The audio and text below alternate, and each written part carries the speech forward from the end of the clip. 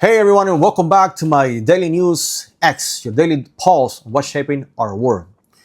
Well, I'm your host Kramer, and today we're diving into one of the biggest stories making headlines around the globe. So yes, I'm talking about the meeting between US President Donald Trump and Chinese President Xi Jinping, by the way.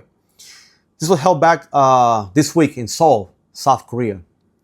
So this meeting wasn't just another handshake and photo op, no.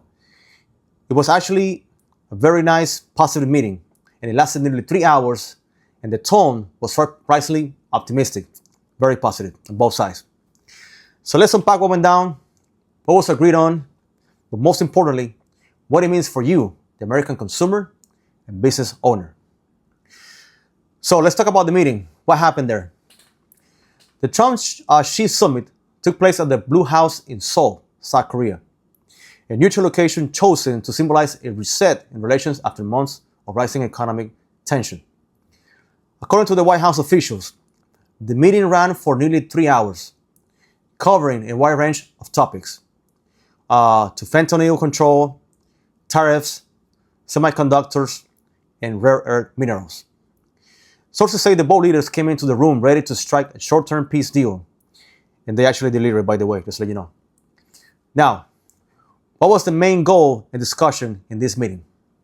Well, to stabilize global trade, calm financial markets, and show the world that Washington and Beijing can still do business, even amid political differences. So yeah, there you have it. All right, let's talk about some of the key deals and agreements and the specifics on this segment, because the two countries reportedly agree on one-year trade truce, which include several key points. Number one, tariff reductions. So both sides will lower tariffs on each side on select goods, for example, China on US agriculture and energy exports. On the other side, we have US on Chinese electronics and automotive components. They also talk about rare earth minerals access. China, which controls nearly 60% of the global rare earth mining, agreed to guarantee stable exports to American industries, which I think is great, especially tech and electric vehicle manufacturers. They also talk about fentanyl cooperation. So China has pledged to tighten controls on chemical precursors used in producing fentanyl, which is a major cause of the US opioid crisis, by the way. In exchange, the US will ease restrictions on some Chinese pharmaceutical imports. Not to mention technology and collaboration. There's also a talk on establishing a US-China Innovation Council, a framework to encourage safer cooperation on AI and green energy technologies. So yeah, guys, there you have it.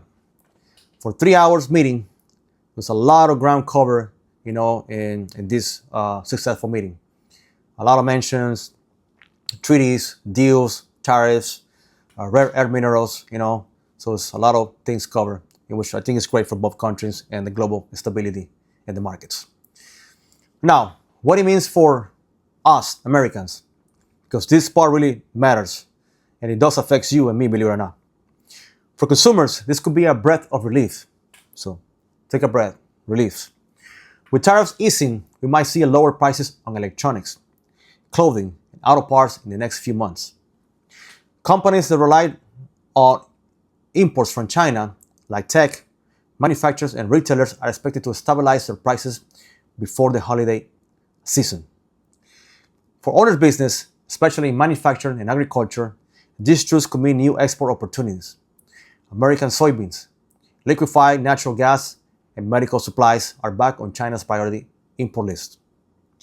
And for Wall Street, investors are already responding positively. Tech stocks like Nvidia, Amazon, Tesla, Google, and so on saw an uptick in after-hours trading as the market anticipates a smoother US-China supply chains.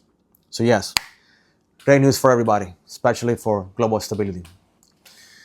All right, let's talk about global and political ripple, because this meeting also sends a major global signal. The US and China, two superpowers that have often been at odds, are showing a willingness to collaborate rather than collide each other.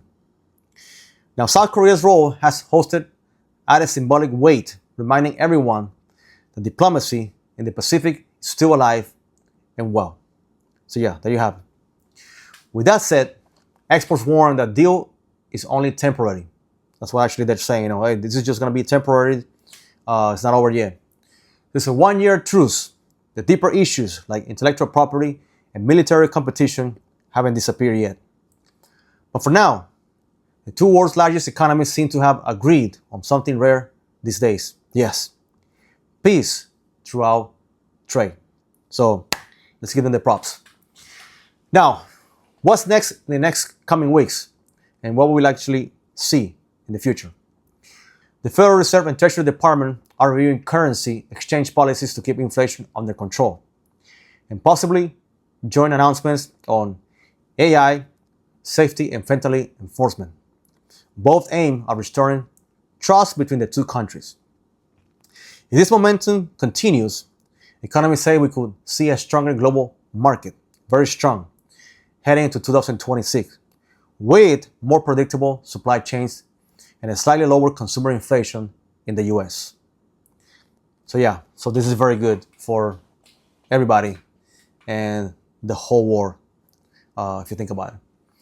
All right, so what are my closing thoughts about this and a few key takeaways of this meeting? Well, the Trump-Xi meeting in Seoul wasn't just a symbolic gesture. It was a calculated move to rebuild stability in global trade. It won't fix everything, I'll tell you that, overnight. But it's a step toward cooling one of the most heated economic rivalries in modern history, if you think about it. For everyday Americans, that means potential savings on the checkout line. And not only that, but steadier markets. And maybe, just maybe, a little more global calm before the new year, which I think is great. All right, guys. So this is all for my daily news X. If you like this, podcast, make sure you like it. Follow me if you can. If you found this breakdown very helpful, you can share it with some friends and family member.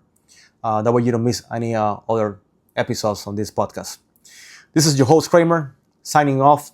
Please stay informed, stay grounded, and as always, stay curious. Have yourself a great day.